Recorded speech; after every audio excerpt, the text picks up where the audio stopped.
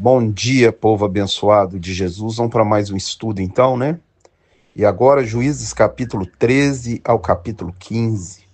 E começa falando que tendo voltado os filhos de Israel a fazer o que era mal perante o Senhor. Você está vendo que é um levanta e cai, um sobe e desce, uma inconstância, né? Ou seja, não ficam nem sempre com o Senhor e nem sempre com os ídolos. E agora Deus os entrega na mão dos filisteus durante 40 anos. Agora a Bíblia diz que um homem da tribo de Dan, Manoá, o anjo do Senhor vai aparecer para a mulher dele. E é interessante esse anjo com letra maiúscula, porque ele fala que ela vai dar à luz a um filho, cuja cabeça não vai passar navalha, não vai beber bebida forte, nem comer nada da uva. Ele é um nazireu, um homem separado, que vai ser cheio do Espírito já no ventre, e ele vai ser levantado para libertar o povo de Israel. É interessante que na Bíblia nós temos três. Nós temos Samuel, nós temos Sansão e nós temos João Batista. Todos três filhos de mães estéreis, né? E que Deus usou de uma maneira sobrenatural. Então o anjo do Senhor aparece a essa mulher e ela pede que apareça também ao seu marido. Ela conta ao seu marido e seu marido pede para que o anjo do Senhor apareça diante dele, fale com ele e receba das mãos dele, né, a comida, o sacrifício. Fala que o menino será consagrado ao Senhor desde o ventre até o dia da sua morte. Não coma coisa imunda, nem bebida, e vai falando as coisas que ele não pode fazer e não deve comer. No verso 11, Manoá pergunta quem é ele, né? És tu que falaste com essa mulher? E ele fala, eu sou. Esse eu sou é muito interessante, né? Porque no Novo Testamento, quando perguntam, né, a Jesus, como que você tem 30 anos, né, e conheceu Abraão, ele fala, antes de Abraão existir, eu sou. Aí ele, ó, o eu sou. O anjo do Senhor fala para ele, guarda-te de tudo aquilo que eu vos disser. Ou seja, tudo aquilo que ele falou era para o menino ser guardado. E ele vai perguntar qual é o seu nome, né? E o anjo responde, por que você pergunta pelo meu nome, que é maravilhoso? É interessante que a profecia de Isaías 9,6 diz que um menino vos nasceu, um filho se nos deu, e o seu nome será maravilhoso, conselheiro, Deus forte, Pai da eternidade, príncipe da paz. Depois desse dia, nunca mais apareceu o anjo do Senhor a Manoá, e ele falou para sua mulher, nós vamos morrer. Verso 22, porque vimos a Deus. Uai, mas o anjo é Deus, esse anjo com A maiúsculo é Jesus. A imagem do Deus invisível, leia Colossenses 1,15. Então Jesus aparece para um casal, primeiro para a mulher, né, a mulher estéril, e fala a ela que ela vai ter um filho, e esse filho não passará navalha, não comerá coisa imunda, não vai beber nada da uva, e ele será cheio do Espírito já no ventre, e ele vai ser um libertador de Israel. O nome é Sansão. No hebraico, Shimshon, um nome até diferente em hebraico. Shimshon é Sansão em hebraico. E a Bíblia, e esse capítulo termina falando que o Espírito do Senhor passou a incitá-lo em Manedã. Agora Sansão, já homem, né, ele vê em Tima uma das filhas dos filisteus e fala que quer tomá-la como mulher. É interessante que não podia misturar, né?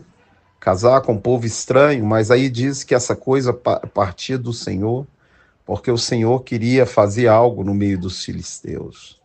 Então, muitos nesses filmes de Sansão imaginam Sansão como um homem musculoso, muito forte. Eu acho que não. Eu acho que possivelmente ele era magro, franzino. Por quê? Porque Deus não dá a glória dele para os músculos de Sansão. A força de Sansão não estava em seu tamanho, nem no poder muscular, mas estava na presença de Deus na vida dele. Então, colocar Sansão como um homem muito forte é dar a glória para os músculos, né? E quando eu ponho um Sansão magro, eu coloco a glória no Deus de Israel, no poder do Deus de Israel.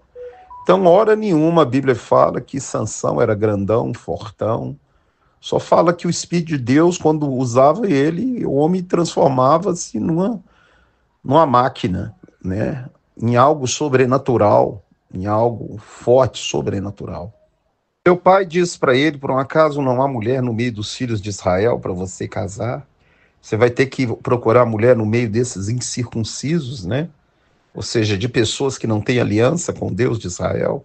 Agora diz que ele descia para Timã e um leão novo foi de encontro dele, e ele, o Espírito de Deus, olha, presta atenção, o Espírito de Deus de tal forma se apossou dele, que ele rasgou aquele leão no meio, sem nada ter na mão, né? Rasgou aquele leão no meio como quem rasga um cabrito, por causa do poder do Espírito que veio sobre ele. Apossou dele, ou seja, é minha propriedade, eu possei dele. Depois, outro dia, voltando, e eis que no corpo do leão tinha abelhas e favo de mel. Tomou o favo de mel e desceu comendo aquele favo e deu ao seu pai e à sua mãe.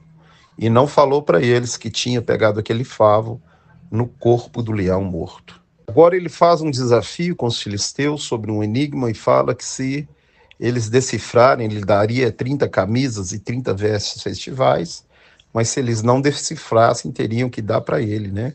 E ele daria um prazo de 7 dias. Agora, os filisteus pressionam a mulher, falam que vão matar ela e o pai dela se ela não perguntar a Sansão a solução do enigma. Falou, esse homem veio aqui para tomar as nossas coisas e você não nos diz qual é a solução do enigma? E ele contou para ela e ela contou para os seus patrícios que no 7º dia declararam a Sansão que coisa mais doce do que o mel e mais forte do que o leão. E ele falou, se vocês não tivessem pressionado, né, a minha mulher, vocês não teriam descoberto o enigma. Então o Espírito do Senhor se apossou dele de tal maneira que ele matou 30 homens. De novo, a gente vê que a força de Sansão é toda proveniente de Deus. E ele havia dado a sua mulher ao seu companheiro e agora queria descer para tomá-la de novo. E o pai dela falou, não, agora se quiser você toma mais nova como esposa.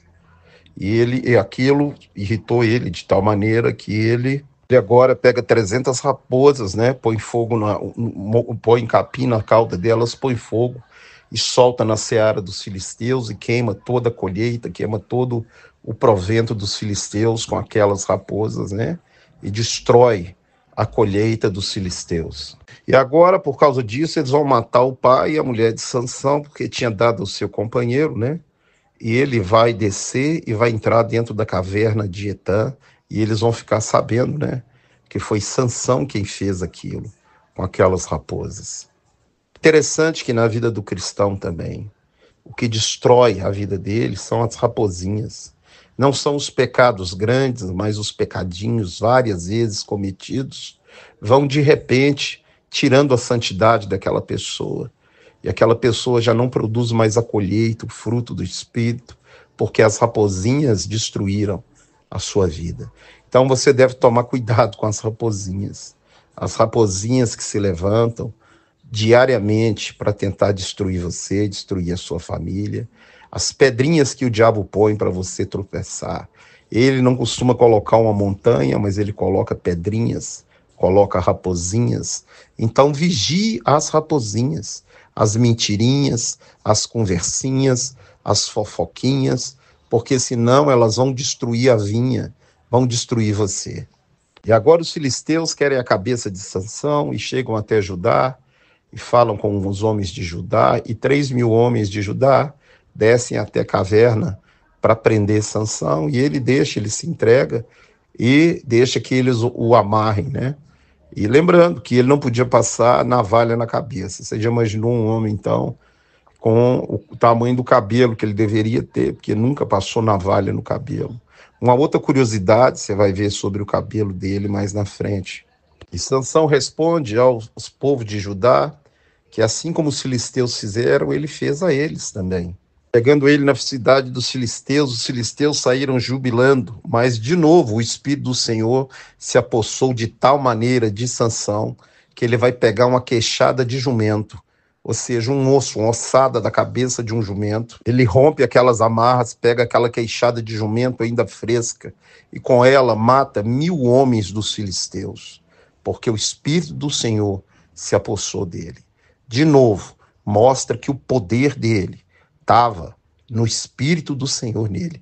E o poder na vida de um cristão para vencer o mal, para vencer esses espíritos de filisteu, demônios que se levantam contra a nossa vida, que querem nos matar.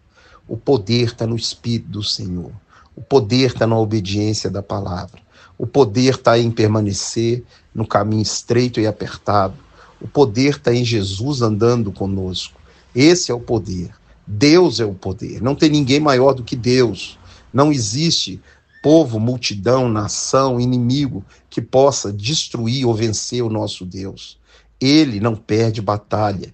Ele é o Senhor dos exércitos. Por isso, nessa manhã, pensa nisso. Nessa manhã, veja se Deus verdadeiramente está com você. Porque se Ele está com você, todas as coisas contribuem para o seu bem, mesmo você não entendendo. E Ele não vai te dar aprovação maior do que você não possa suportar.